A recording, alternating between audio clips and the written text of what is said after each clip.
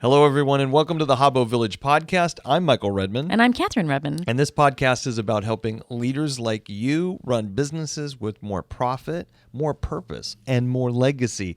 It's a process of conversation because leadership is lonely, and we found that along the way. And as we work and consult with folks, we've realized how much it matters to be included in the conversation and feel like you're not alone as the leader. Yeah. And definitely. Today's topic, we're going to talk about competition, right? Yeah, we're going to talk about what happens when competition starts cropping up all over the place and your mindset in responding to that, right? Because, gosh, I don't know. So I want to start with talking about this. Okay. So when was the last time that you bought a car that you thought was unique? And then suddenly you started seeing that car everywhere, right? The white Jeep. It's very dramatic the way you do that. There was a lot of pausing, There everything was. else. And all. Suddenly the car is everywhere. There's a neurological brain thing happening there called the reticular activating system, right? The RAS. And when your RAS is stimulated, you start seeing what has been brought out to you. Basically, it's like if I show up and I say, hey, white truck.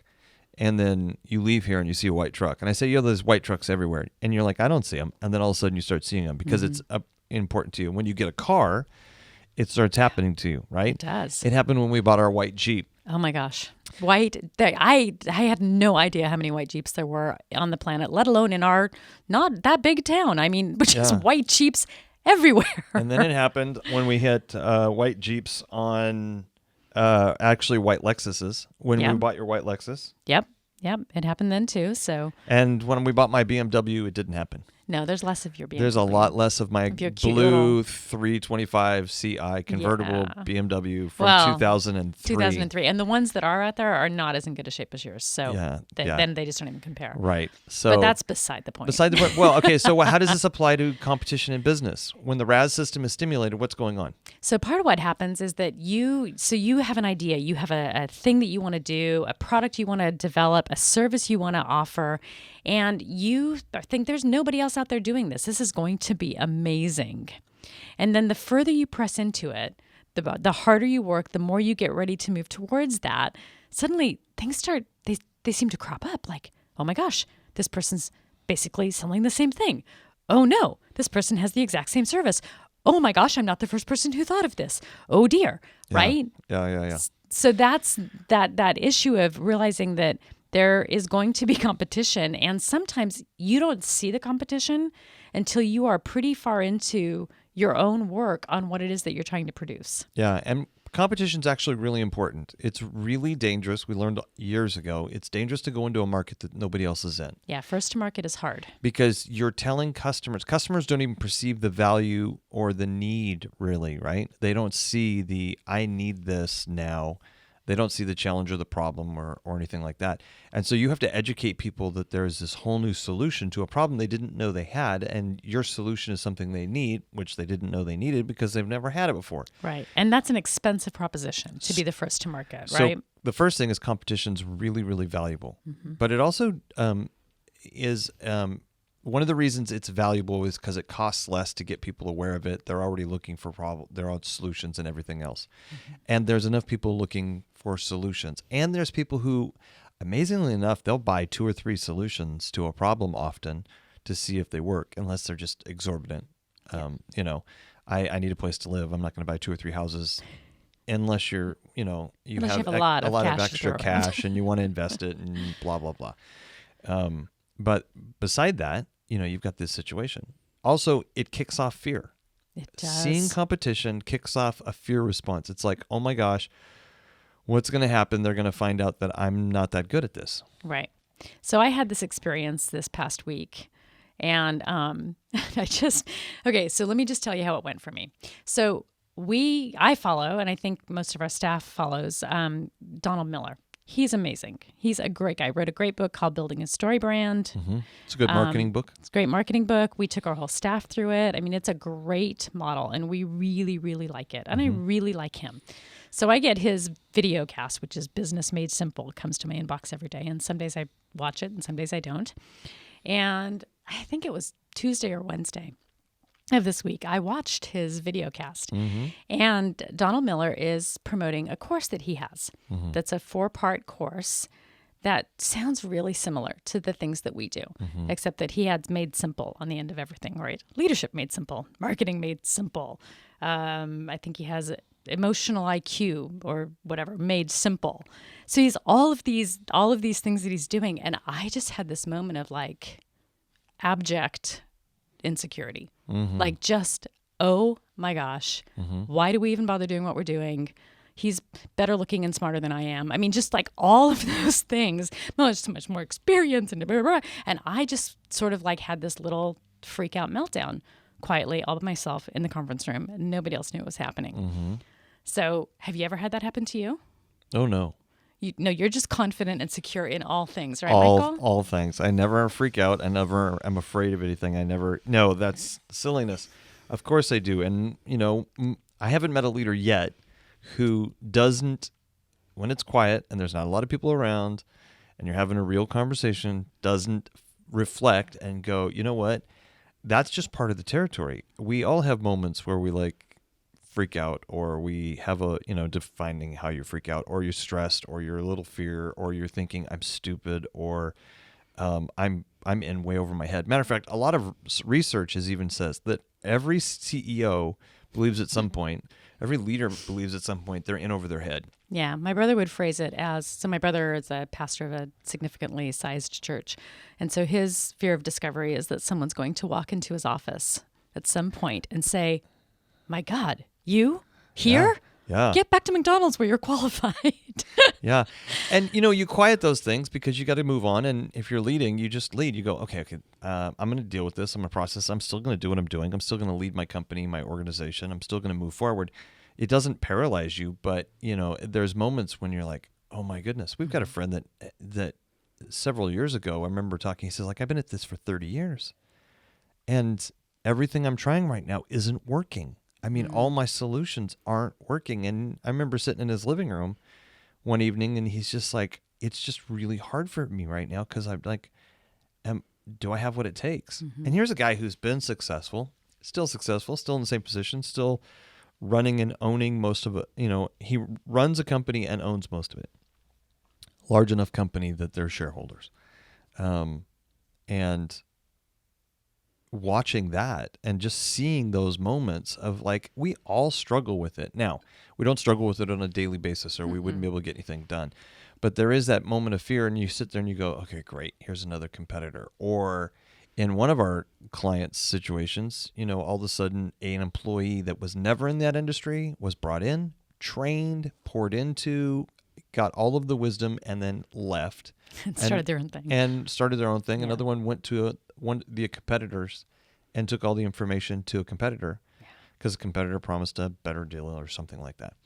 And those things happen. They're really hard though, because you're like, crikey. And so there's this competition of are they going to take my business? Are they going to take more of my business? Are we ever going to be successful in this new venture that we're in? Will they ever notice me because they're so much bigger? Yeah. All those kinds of things. So those are some of the things I think that come out when you've got competition and realizing that it's there. How do you deal with that? What are some tips to actually handle it? I know what are some tips to handle that?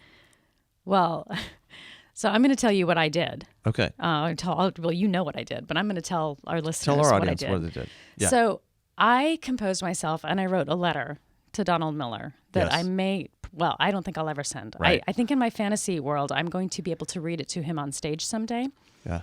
But I wrote a letter and it was just raw. So I'm going to read most of it to you because it's... Oh, you are? I think so. Is okay. That okay with you? No, it's kind of funny. Yeah, no. And if I say no now, I'm embarrassed because I'm shutting you down in front of everybody. Right. You can't do that. I'm That's fine. not Actually, legal. I think it's a good idea. Go ahead. All right. So here was my letter.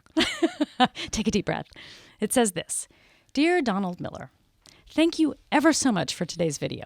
I really needed to see you in all your glory, offering incredible content for almost no money. Why should we even bother with Hobo Village? Why don't I just send people to you? Why bother finishing our book when people can just sign up for your stuff and buy your books? Why launch a course as a business who's helped 100 companies grow maybe when you can claim you've helped thousands of companies grow? What can business leaders learn from Michael and I that they can't learn from you? Leadership made simple, marketing made simple, messaging made simple, and emotional IQ made simple, as in the Enneagram made simple. And this last one you get by partnering with Ian Crone, who wrote the book on the Enneagram made simple. No fair. So, yeah, I wouldn't want it read with all this snark, okay? Which is why I can't send it to him. I have to read it to him. So, today, your excellent work, and I do love your work, has forced a confrontation with my own fear and insecurity in nothing short of technicolor. I feel a bit paralyzed. I feel like giving up, all while in the middle of writing a book called Fulfilled, a passion and provision strategy for building a business with profit, purpose, and legacy. Don't you love the timing? Yes, I actually do believe you are, quote, more successful than we are. And yes, I believe you're smarter than I am, though I don't know if you're smarter than Michael. Yes, you have a bigger platform and you're in front of so many more people and you have lots more cash probably to throw at your ad campaigns and building your list. And yes, I think you're brilliant. And remember, I do love your stuff. So I guess it's back to thank you. If I can't confront my own fear and insecurity, I will never survive the next few months. If I can't remember and celebrate what we've achieved and what we have to offer others, I will never believe in Hobo Village enough to live into it and to press on. If I can't get a handle on the underlying currents that shake me and remember that there are quite literally millions of business leaders who need help and you aren't going to reach all of them, then I'll just have to walk away. The truth is that I know. I know that despite how I feel today, we will find our tribe. We will give them tools and strategies through our own lens of learning and through our own unique wisdom. And maybe at some point, you'll see what we're doing and think, wow, I should send people to Hobo Village. So thank you. Thank you for the moment to struggle and for the freedom to wrestle through it on paper, even though we both know I'll never send this to you. I bless you in your new launch. I celebrate with you the lives you will impact and the change that they will make that will help them grow. What a gift you're giving with your time and energy. What a legacy you will be leaving in your wake. You inspire me when I don't want to blow up your course. Most sincerely, Kathryn Redmond. Well, there you go. So I wrote that, and I'm going to tell you what, it just was so helpful for me. Was it therapeutic? It was so therapeutic. It was very cathartic. But what it did was it shifted me from this place of I don't even know what to do to actually having to process on paper that how I'm feeling doesn't reflect truth, right? That the competition is good and that somebody as brilliant as Donald Miller who's doing what he's doing is only going to actually help me. Yeah. Right? Yeah. I might even buy his course. So you know what? It was such a good process for me. Yeah. And then the other part was it just made me laugh because I just got to write it out and then just laugh about it. Yeah. So, totally. So that's how I handle it. How do you handle it?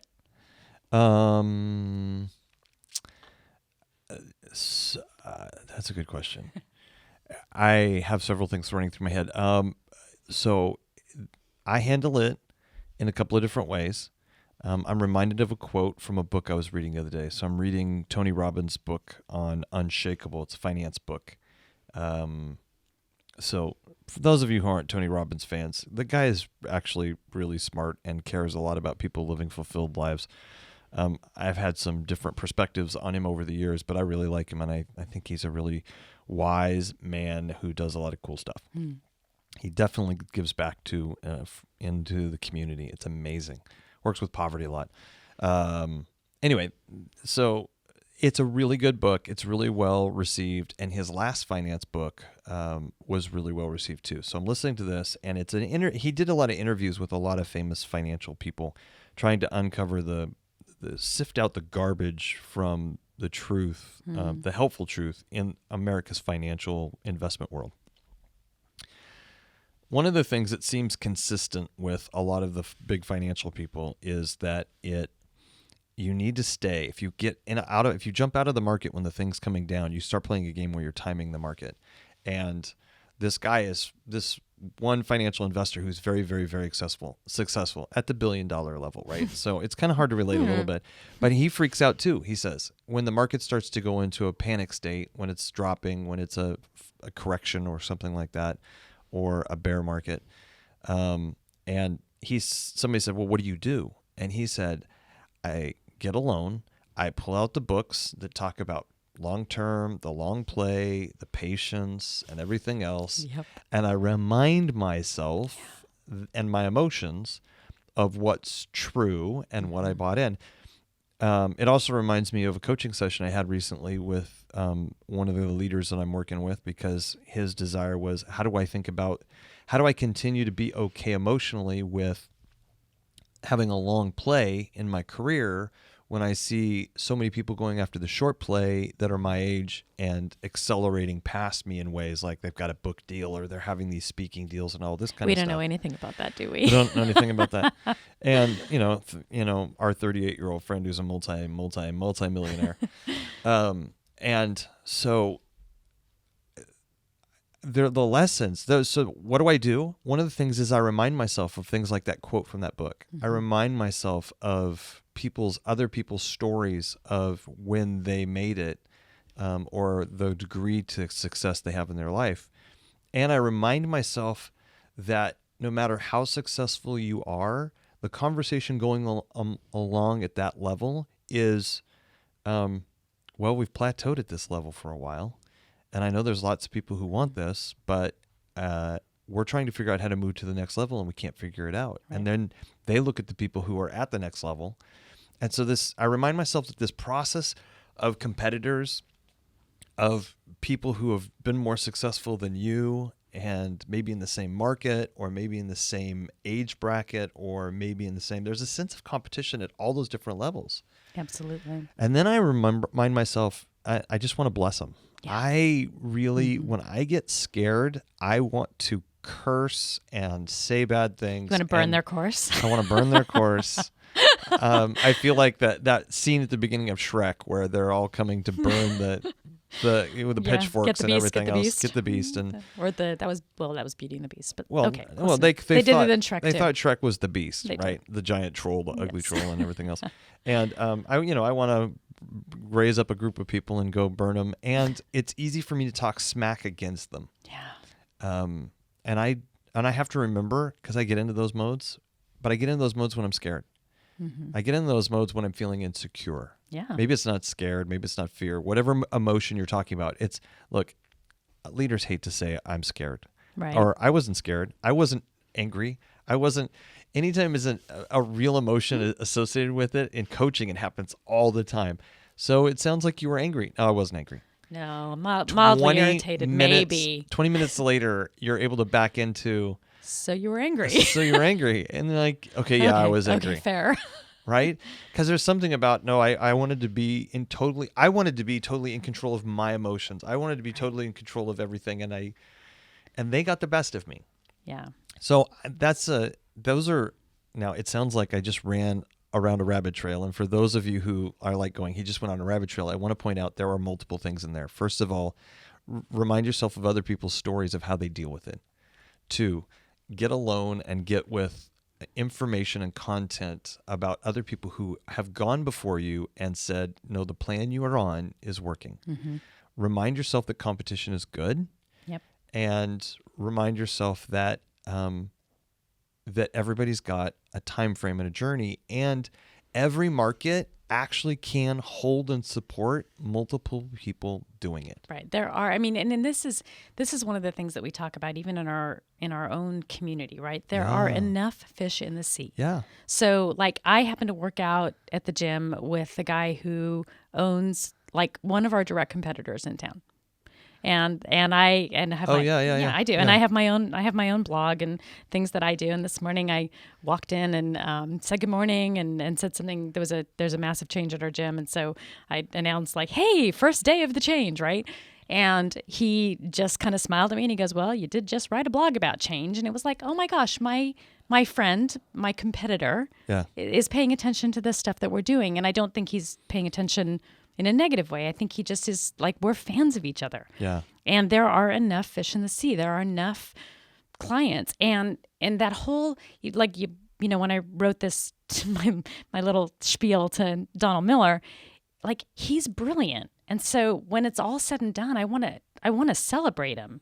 And really there is that sense of, that his stuff highlights my insecurity because he's good. Yeah. you know, and I want to be that good. Yeah. I want what we offer our friends to be something that is celebrated.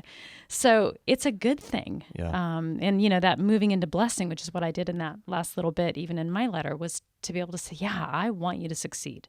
Because the more you succeed, the more this industry succeeds. And when we're talking about wanting to build into passion and provision leaders and wanting to build passion and provision companies, anyone else who's in that and who really cares about people having fulfilled work and fulfilled lives, I want to say yes and amen to that, because that's what we care about. Yeah. And it doesn't have to happen because we made it happen. Yeah. So, so blessing the competition's a big deal. I mean, when it comes to this competition thing, it really digs into the whole, what's my worth? What's my value? Where do I get my value from? Yep. And it's real important to find a place in our careers as leaders, especially business leaders, to know, okay, how do we be hungry for the competition? How do we stay sharp? Because I think competition is really good to keep us sharp. Absolutely. It keeps us from getting lazy. Yeah. It keeps us on our toes so that we're not like, okay, well, we've got to innovate. Oh, well, we just lost that deal. Oh, why did we lose that deal? Oh, I mean, one of our clients, this is a perfect example. One of our clients thought early on they had been in business since the 60s. They have been in business since the 60s. They're still in business. In the early aughts, when websites and everything else were taking off and the internet and everybody else was like, oh yeah, this is never going away and so much. But it wasn't like there was so much business happening without the internet. People were still using, especially in more rural areas, people were still using Yellow Pages and different things like that. And they weren't updating their website. They had a website, but they weren't updating their website. It was the first time we didn't do their first website or whatever we found that time. And we had said, we should do your website. You really need a website And they didn't update. like that. Nah, we don't. We don't need it. We're doing fine. And then literally within a few weeks, the founder and CEO of the company walked into the president's office where we were, and said, okay, it was our Friday morning meeting that we've been having for 15, 16 years. He walked in and said, okay, we need a website. We just came from a meeting in the conference room where we just lost a significant deal that we were bidding on that we should have gotten, and it was all because of technology, and they didn't believe we were technologically current, and their main reason was, look at your website. Yep. And they didn't versus believe, your competition's website. Yeah, and they didn't believe it. And all of a sudden it was like, we just lost a very lucrative contract because of that. Yep. So all of a sudden it's like, oh, yeah, okay, there's a competitor out there. He's doing something, or they're doing something. Kick it in. We've got to do this. And so... Yeah, there's a sharpness. I mean, you don't necessarily always want to do what the guy down the street's doing. No. But there is a hey, pay attention. Yeah. Things are moving forward, and you have to innovate and keep up. And the competition is part of what helps alert you to that, right? Yeah. So this is the last story I'll tell on this one, because there was this young woman who was graphic design. She studied graphic design. She's actually a really good graphic designer. I like her work. She started her own marketing firm here in Chico, I don't know, a few years ago. And she came out of the gate like I'd never heard of her, and we lost a very small client that couldn't afford us, and that went over there. But the competitive part of me Loss was is like, lost, man. I lost I lost a client to this person. What? And who is this human? So, oh no, we're gonna have her do our work and everything else. And oh, she's fantastic. And 2 or 3 people were raving about her, and she's amazing, and she's all that in a bag of chips, making her sound like she's like been at this for 20 years and has all this experience. And she didn't, but she was good, and she was pulling in business, and she was doing some innovative things and doing workshops with really, really, really small companies to help them get branded, which is really cool. And she had the potential to really do the long haul and build quite an agency. And then it got quiet, and then I didn't notice it, but it made me a little like, I don't like losing clients, and here's this new person in town and everything else. And even though we have a national market and we have clients from all over the country, this is our hometown, and blah, yeah, when blah, someone blah. fresh crops up, there's an immediate like, oh no. It's like the World Series, Yes. like everybody's Oh, no. losing on their home turf, right? And so, and then I find out recently that she's no longer in business doing graphic design because of the stress, because of it was pushing her in places where she probably said she had competence where she didn't have enough experience or competence. She didn't like the business as much. So she came out of the gate, made a big fuss, did some really good work, realized she didn't want to be in this business, didn't realize she didn't want to do the things that happen in this business. It conflicted with the lifestyle she wanted, and other things she wanted to do. And so she shifted completely out of that and He's doing something different. She's entrepreneurial. Yeah. But okay, that competitiveness, I was nervous about it, and then it went away, and I had to deal with, how worried am I? But one of the things we've said on this podcast before is a lot of times in competition, realizing that perseverance and staying in business and just staying at it, you'll find your tribe. There's enough there's enough business out there for everybody usually. Mm-hmm. And from there, you also realize that it's amazing how many people don't have perseverance. We have waited out so many people in competition because it's like, oh, you guys are still here? And they're not. Yeah. And I've seen so many of those come up that look like serious competition that really they're not going to be serious competition. I started to realize, because we've been at this a long time, if you've been around for 4, 5, 6 years and you're still competing and you're still marketing in that, then actually you might be doing something right, and you might be somebody that we really have to take a note of. Mm-hmm. And so I try and remind myself also that perseverance wins out a huge amount of the market. It filters out all the wannabes or the people who just pans. This was exciting, but I want to do something else type of thing. Yeah, definitely. So that's competition. And you know what? We are absolutely all about wanting to build our own tribe. And we want a bunch of people who share in this passion and provision desire, who want to be a part of a community that is really encouraging and not tearing people down. Yeah, encouraging you in your leadership, giving you the tools that you need to think through and grow through. So we bless the competition, but if you want to be part of our tribe, we just would love it, and love for you to share even what it is that we're offering. So there's a couple of ways helpful. to do that. One is hit subscribe on the podcast on Apple Podcast. Mm-hmm. We really would love it if you do that. That would be awesome. Second thing you can do if you want to hear more is go to habovillage.com.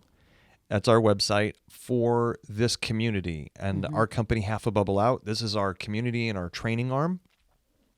And Half a Bubble Out is our consulting, where we do services and consulting.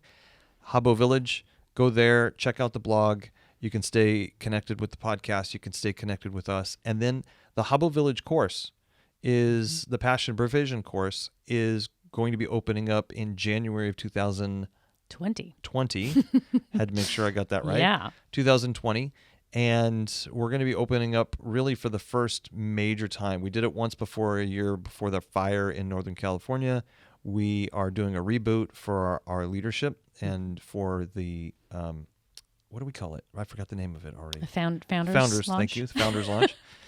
Forgive me, folks. I know we should probably edit that out, but we're not going to probably. Why bother? Founders Launch. It's going to be great. It's going to be a discounted price for those of you to get in, and we're going to shape this community really so that it's really helpful for all of you and something that we can be a part of at a national and international level. I know we've got folks all over the world who are actually interested, and we're going to jump in and go, okay, let's build a community that encourages folks to find companies and build companies that are using the passion provision strategy and are trying to find that fulfillment in running a company, because those of us that are business leaders, entrepreneurs, we are a unique breed, and we can get lonely, and we also need to be encouraged and equipped on things that are aligned with our values. So if you're part of our tribe and you believe in those things and you want to see more profit, purpose, and legacy in your company, get on the waiting list over there at habovillage.com, and you'll start getting some emails, and that will be helpful and valuable, not a bunch of junk.